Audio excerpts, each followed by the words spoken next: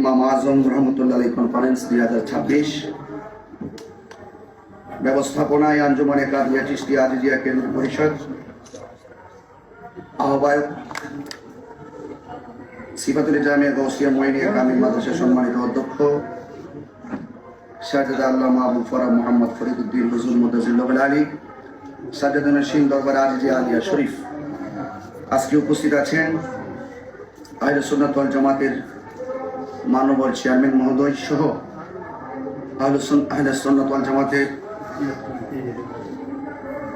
উলামায়ে কেরাম পীর মাশায়েখ এবং দূর দূরান্ত থেকে বিভিন্ন মাদ্রাসার অধ্যক্ষ মুহাদ্দিস মহোদয়গণ এবং আহলে সুন্নাত ওয়াল জামাতের নির্ভীক সৈনিকবৃন্দ, একটি গুরুত্বপূর্ণ সময়, গুরুত্বপূর্ণ একটি আয়োজন। এখানে যারা উপস্থিত আছেন সবাই আমার চাইতে দক্ষ যোগ্য। আমি আসলে বক্তব্যের জন্য প্রস্তুত ছিলাম না, যেহেতু এখানে অনেক উলামায়ে কেরাম এখানে এসেছেন। আর বিশেষ কথা হলো আমিও অনেক দূর থেকে এসেছি, আসার প্রয়োজন মনে করেছি।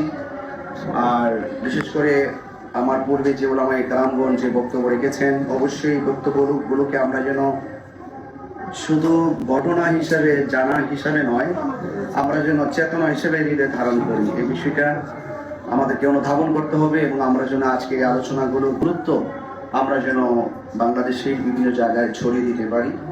তো ইমাম আজম আবু হানিফা রহমতুল্লাহ আলাইহি কনফারেন্স এটার যুগের অত্যন্ত গুরুত্বপূর্ণ চাহিদা। কারণ আমাদের সমাজে এক এক সময় এক একটা নাম দিয়ে দিয়ে বিভিন্ন অপশক্তিগুলো আমাদের ঈমান, আমাদের নৈতিকতাকে বরণ করার জন্য চেষ্টা করে। এর মধ্যে দেখবেন, যদি একটু খেয়াল করি, কেউ কেউ নাম রাখেন আহলে হাদিস, কেউ নাম রাখেন মাযহাবী, কেউ নাম রাখেন সালাফি। এই নামগুলো ইসলামের মাঝে অনেক বিভক্তি সৃষ্টি করেছে। যেন ইসলামে কোনো বিভক্তি না হয়, সত্যিকার অর্থে কোরআন সুন্নাহর আলোকে ইসলামের সঠিক যে রূপরেখাগুলো ইমামগণ আমাদেরকে দিয়ে গিয়েছেন, কোরআন সুন্নাহর আলোকে যা আমরা পেয়েছি, ধারণ করে এসেছি, এই বিষয়গুলো যেন আমরা আমাদের মাঝে ধারণ করে আমরা এটা ছড়াই দিতে পারি। আর অপশক্তির মোকাবেলায় আমরা যেন দালিলিক লড়াইয়ের জন্য আমরা করতে পারি, সেই জন্য আমাদেরকে প্রস্তুতি নিতে হবে। আর ইমাম আজম আবু হানিফা রহমতুল্লাহ আলাইহি তিনি তো একজন তাবিঈ ছিলেন। তিনি কি ছিলেন? তাবিঈ ছিলেন। এবং তিনি আমাদের মাযহাবের ইমাম, যার নাম নুমান ইবনে সাবিত রহমতুল্লাহ আলাইহি। তিনি ইমাম যাহাবী রহমতুল্লাহ আলাইহি বলেছেন, তিনি 4 জন সাহাবীর সাথে ওনার সাক্ষাৎ হয়েছে। সুবহানাল্লাহ। আল্লামা মোল্লা আলী করি রহমতুল্লাহ আলাইহি তিনি বলেছেন 8 জন সাহাবীর সাথে ইমাম আজম আবু হানিফা রহমতুল্লাহ আলাইহির সাক্ষাৎ হয়েছে। তিনি 50,000 হাদিস যার মুখস্থ ছিল। তিনি তার জীবনে 50 বার হজ এবং উমরা পালন করেছেন। তিনি জীবনে শেষ হজ এবং উমরা যখন পালন করেছেন, তিনি খানায়ে কাবা শরীফের সামনে গিয়েছেন। তিনি গিয়ে সেখানে 2 রাকাত নামাজ পড়েছেন।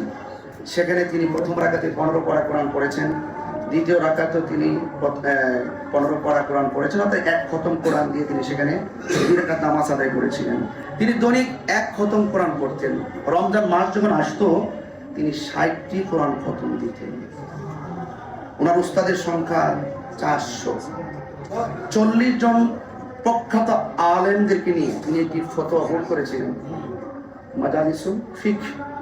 এখানে কোরআন সুন্নাহর আলোকে যে সমস্ত সমস্যাগুলো আছে, এই সমস্যাগুলো তিনি দৃঢ়তার সাথে সমাধান করে আমাদের জন্য দ্বীনকে সহজ করে দিয়েছিলেন। তিনি ইমাম আজম আবু হানিফা। তো তিনি 100 বার আল্লাহকে স্বপ্ন দেখেছেন। সুবহানাল্লাহ। তো এই যে একজন সুমহান ব্যক্তির বিপরীতে যখন এই ঢঙ্ক মৌলবীগুলো কথা বলে, যার এত অভিজ্ঞতা, যিনি একজন মুজতাহিদ, যিনি একজন তাবী, যিনি মাযহাবের ইমাম, তো সেই ইমামে আজম আবু হানিফা রহমাতুল্লাহ আলাইহির বিরুদ্ধে যখন কেউ অবস্থান করে, তখন আমাদের কিন্তু আর ঘরে বসে থাকার সময় নাই। যারা আমাদের বিপরীতে, তারা কিন্তু মাযহাব মানে না। মাযহাব শুনলেই তাদের গায়ে আগুন ধরে। তারা উদ্ধৃতি দেয় কি, যে ইমামে আজম আবু হানিফা রহমাতুল্লাহ বলেছেন, ইযা সাহহাল হাদিসু ফাহুয়া মাযহাবি। যে ইমাম আজম আবু হানিফা রহমাতুল্লাহ বলেছেন, যখন হাদিস যখন সহিহ হবে, সেই হাদিসটাই হলো আমার মাযহাব। এটার উপরে ডিফেন্স করে বলতেছেন, মানুষদেরকে নিরুৎসাহিত করতেছেন যে ইমাম আজম আবু হানিফা রহমাতুল্লাহ আলাইহি তিনি তো মাযহাবের কথা বলেন না, সহিহ হাদিসের কথা বলেছেন। তো এই সমস্ত বিষয়াদিগুলো কিভাবে আমরা ফেস করব, কিভাবে মোকাবেলা করব। কখনো কখনো কোরআন কারীমের মধ্যে অনেক আয়াত থাকে, যে আয়াতগুলোর নিরসন করতে গেলে আমাদেরকে হাদিসের উপরে আমাদেরকে দৃষ্টি নিবন্ধ করতে হবে। সেই হাদিসের আলোকে কিন্তু ইমামগণ আমাদেরকে দিন বোঝাটাকে সহজ করে দিয়েছেন। মাযহাব কঠিন বিষয় না, মাযহাব হলো দিন সহজতার একটি পদ্ধতি, মাযহাব পথ তাকলিদ অনুসরণ। তো সেই জন্য এই বিষয়গুলোকে আমরা যেন অত্যন্ত গুরুত্বের সাথে যেন দেখি। আমি ওই দিনও চিটাগাং একটা মাহফিল বলেছিলাম, এখানে আমাদের আকাবের মহোদয়গণ এসেছেন। আমি বলেছিলাম যে আমাদের মিডিয়া যারা আছেন, মিডিয়াগুলো যেন অন্তত আকাবেরদের কাছে যান, আমরা যেন আকাবেরদের কাছে গিয়ে যেন আমরা যেন বলি যে বিষয়ভিত্তিক এই বিষয়গুলো নিয়ে আলোচনা করার জন্য, আমরা যেন এই আলোচনাগুলো যেন ছড়াই দিতে পারি। আমাদের এক একজন হাসতি যদি দুনিয়া থেকে বিদায় হয়ে চলে যাওয়ার পর তো আর ব্যাখ্যা বিশ্লেষণ আমরা পাবো না। আল্লাহ হায়াত দারাজ করুক সবাইকে। কিন্তু এই বিষয়গুলো যদি শারীরিক ভাবে যদি অনলাইনে থাকে, আমরা গুগল থেকে শুরু করে ইনস্টাগ্রাম থেকে শুরু করে বিভিন্ন যতগুলো কার্যক্রম আছে অনলাইনে প্ল্যাটফর্ম গুলোকে আমরা বিষয়ভিত্তিক বিষয়গুলোকে ছড়াই দিতে হবে।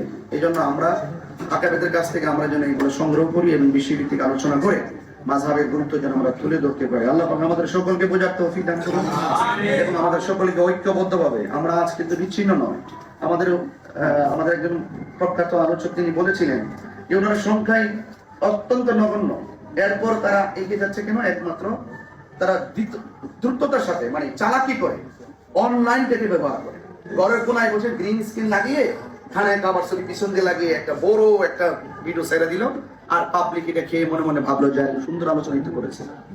এই জন্য মাঠে তাদের অবস্থান নাই। আমরা মাঠে মানুষও বেশি, লোকও বেশি, প্রতিবাদের সংকটে দুর্যোগে আমরা মাঠে কাজ করি। তা আমরা মাঠে ময়দানে দেশ এবং ধর্ম দুইটা জায়গায় যেহেতু আমরা সংখ্যায় বেশি, তাহলে আমরা কেন পিছিয়ে থাকবো? সেই জন্য আমাদেরকে এখন বিভিন্ন ইস্যুতে রাজপথে কথা বলতে হবে। বিভিন্ন অপবাদের বিপরীতে আমাদেরকে সঠিকভাবে আমাদের দলিলগুলো অনলাইনে তুলে ধরতে হবে। সে আশাবাদ ব্যক্ত রেখে আমার অগোচর আলোচনা এখানে শেষ করছি। আসসালামু আলাইকুম ওয়া রাহমাতুল্লাহি ওয়া বারাকাতুহু।